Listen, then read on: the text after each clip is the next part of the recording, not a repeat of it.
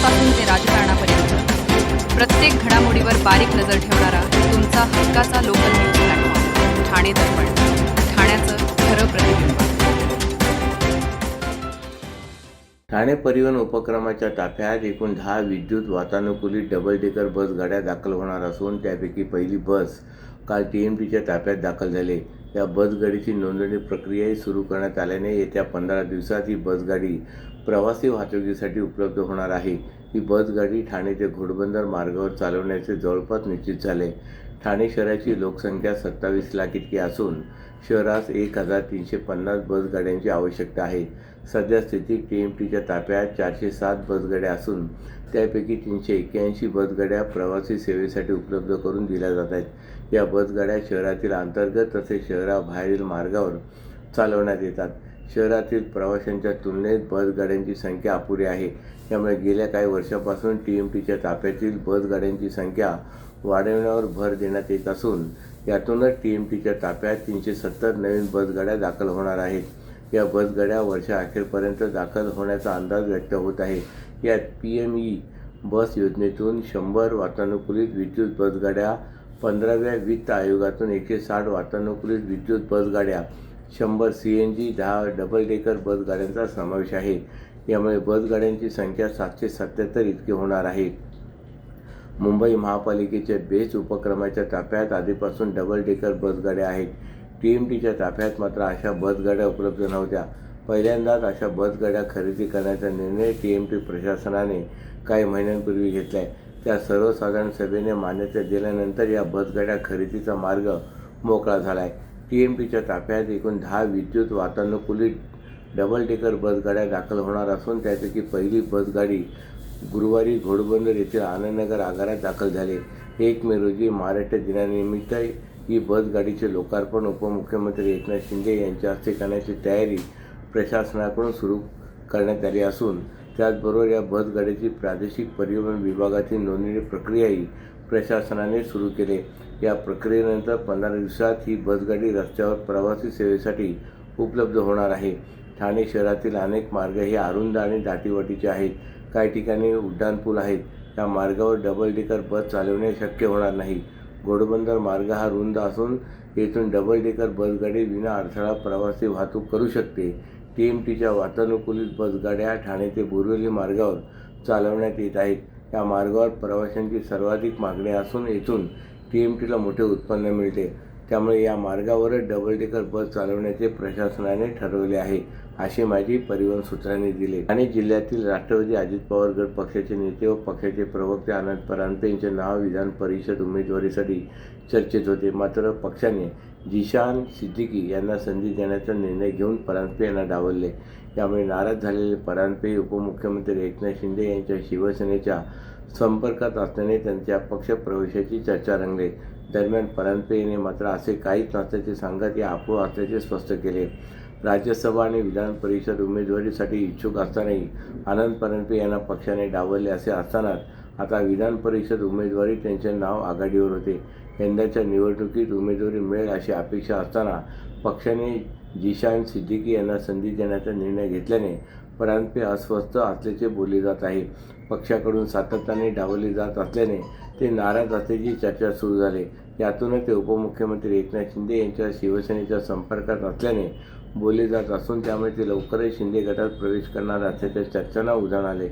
राजकीय चढ उतारांचा सामना करत स्थानिक ते राष्ट्रीय पातळीपर्यंत पोहोचलेले आनंद परांजपे हे ठाणे जिल्ह्यातील महत्त्वाचे नेते म्हणून ओळखले जातात.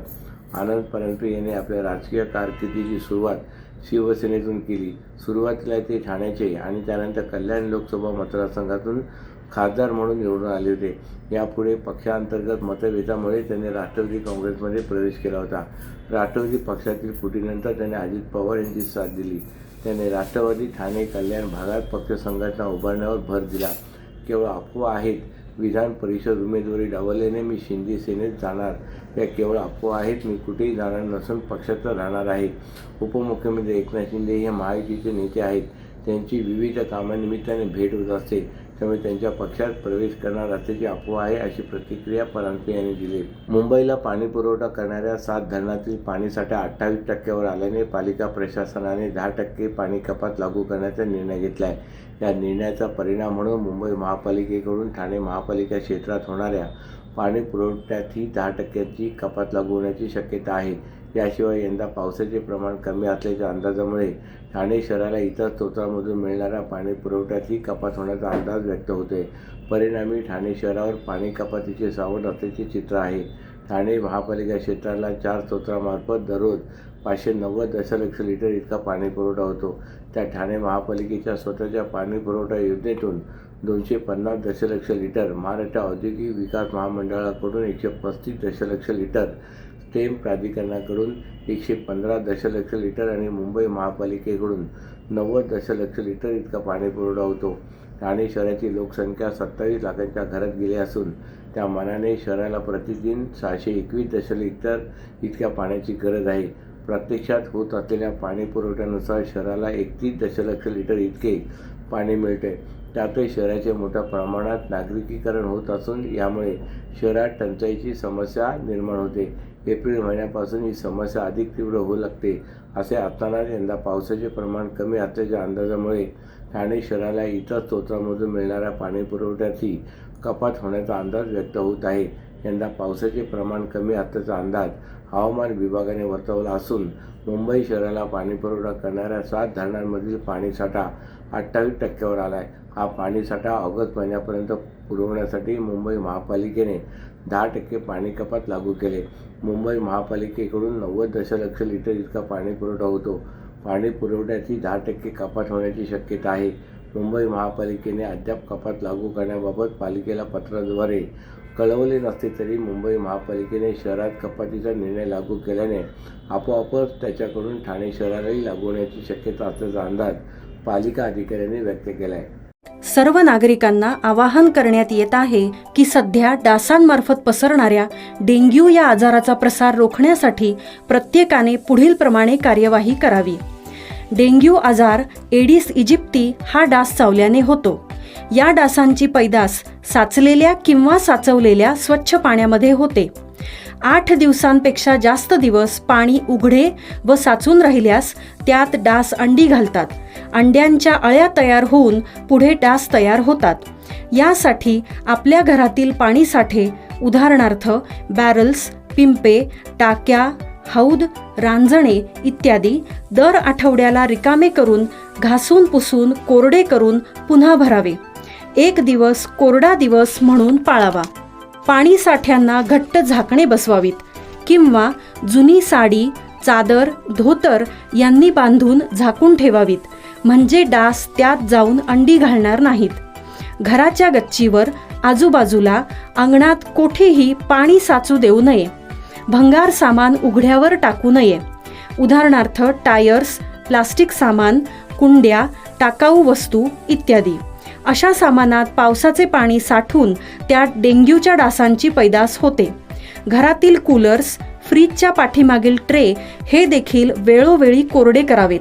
लक्षात ठेवा, नुसत्या फवारणीने डास घनता कमी होत नाही, तर त्यासाठी डास पैदास ठिकाणे नष्ट करणे ही आपल्या सर्वांची जबाबदारी आहे.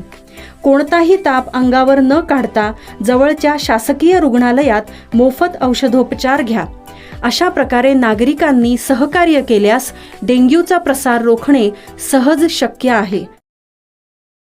ठाणे जिल्ह्यातील वाहतुकीसाठी महत्त्वाचा असलेल्या मुंबई-नाशिक महामार्गावरील माजिवडा ते वडपे रस्ता रुंदीकरण प्रकल्पातील नव्या खारेगाव खाडीपुलाच्या निर्माणाचे काम पूर्ण झाले असून काल हा पूल वाहतुकीसाठी खुला करण्यात आला आहे. 825 मीटर लांबीचा हा नवा पूल असून वाहन चालकांना 4 पदरी मार्गिका वाहतुकीसाठी उपलब्ध होणार आहेत.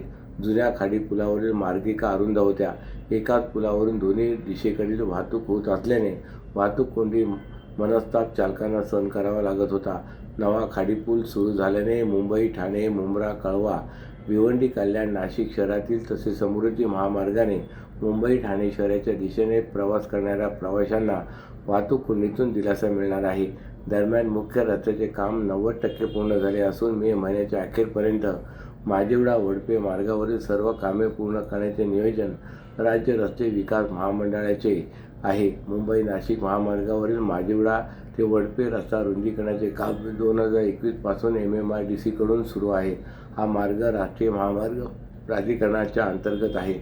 राष्ट्रीय महामार्ग प्राधिकरणास हा रस्ता दुरुस्त करणे शक्य झाले नसल्याने MMRDA विभागाने या प्रकल्पाचे काम हाती घेतले होते. करोनाचा प्रादुर्भाव, दररोज सुरू असलेली जड अवजड वाहतूक, पाऊस तसेच तांत्रिक अडचणीमुळे हा प्रकल्प नियोजित कालावधीत पूर्ण झाला नाही. येथील खारेगाव खाडीवर सुमारे 40 वर्ष जुना अरुंद खाडी पूल आहे. जुन्या पुलावर 4 पदरी मार्गिका असून या मार्गिकावरून दोन्ही दिशेकडील वाहतूक सुरू होती. त्यामुळे खड्डे, अवजड वाहनांच्या वाहतूक यामुळे खारेगाव खाडी पुलावर प्रचंड वाहतूक कोंडी होते. त्याचा परिणाम भिवंडी येथील मानकोली, दिवे, मुंब्रा, कळवा आणि ठाणे शहरातील माजिवडा, साकेत भागातील वाहतुकीवर होतो. वाहतूक कोंडी सोडवण्यासाठी प्रकल्पाअंतर्गत जुन्या खाडी पुलालगत नव्याने पूल बांधण्याचे महत्त्वाचे काम पूर्ण झाले. जिल्हाधिकारी श्रीकृष्ण पांचाळ यांच्या हस्ते या पुलाचे लोकार्पण करण्यात आले. काल सकाळी 11:15 वाजण्याच्या सुमारास नव्या पुलावरून मुंबई, ठाणे, मुंब्रा, कळवा येथून भिवंडी, कल्याण, नाशिकच्या दिशेने वाहतूक करणारी वाहने सोडली गेली, तर जुन्या पुलावरून भिवंडी, कल्याण, नाशिक आणि समृद्धी महामार्गावरून ठाणे, मुंबईच्या दिशेने सुटणारी वाहतूक सोडण्यात आली. आणि जिल्ह्यातील शैक्षणिक संस्थांवर वाढत चाललेला अन्याय, आर्थिक ताण व प्रशासकीय दबाव यांच्या विरोधात इंडिपेंडेंट स्कूल मॅनेजमेंट असोसिएशनतर्फे आज ठाण्याच्या जिल्हाधिकारी कार्यालयाजवळ मोर्चा काढण्यात आला होता. या मोर्चामध्ये शेकडो शाळा संस्थाचालक, शिक्षक व पदाधिकारी मोठ्या संख्येने सहभागी झाले होते. मोर्चा दरम्यान जिल्हाधिकारी यांना सविस्तर मागण्यांचे निवेदन देण्यात आले असून प्रशासनाच्या निष्क्रियतेबाबत तीव्र नाराजी व्यक्त करण्यात आली. RTE अंतर्गत शाळांना देयक असलेली शुल्क भरपाई तात्काळ अदा करून नियमित प्रणाली लागू करावी.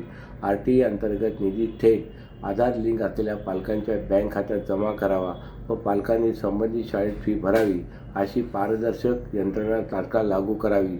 RTE विद्यार्थ्यांसाठी पाठ्यपुस्तके व शैक्षणिक साहित्यांबाबत शासनाने स्पष्ट धोरण जाहीर करून त्याचा पाठपुरावा स्वतः करावा. ठाणे व कल्याण, डोंबिवली महानगरपालिका क्षेत्रात विशेषतः दिवा परिसरात कार्यरत 100हून अधिक अनधिकृत शाळांवर तात्काळ कारवाई करून त्या बंद करण्यात याव्यात. शैक्षणिक संस्थांविरोधात अपप्रचार थांबवण्यासाठी ठोस यंत्रणा उभारून दोषींवर कठोर कायदेशीर कारवाई करावी. शिक्षकांवरील BLO व इतर गैर शैक्षणिक कामे तात्काळ रद्द करण्यात यावीत. शिक्षक व संस्थाचालकांच्या सुरक्षेसाठी स्वतंत्र कायदेशीर संरक्षण व तक्रार निवारण यंत्रणा उभी करण्यात यावी. शिक्षण विभागातील भ्रष्टाचारावर कठोर व पारदर्शक उपाययोजना करून तात्काळ आळा घालावा. संघटनेच्या वतीने असे स्पष्ट करण्यात आले की शाळांवर अन्यायकारक आर्थिक व प्रशासकीय बोजा टाकून शिक्षण व्यवस्थेचा दर्जा घसरला जातोय. या सर्व मागण्या केवळ संस्थांच्या नव्हे तर विद्यार्थ्यांच्या उज्ज्वल भविष्यासाठी अत्यावश्यक आहेत. तसे प्रशासनाने या मागण्यांकडे तातडीने लक्ष न दिल्यास आगामी काळात अधिक तीव्र आंदोलन छेडण्यात येईल असा इशारा संघटनेने दिला आहे.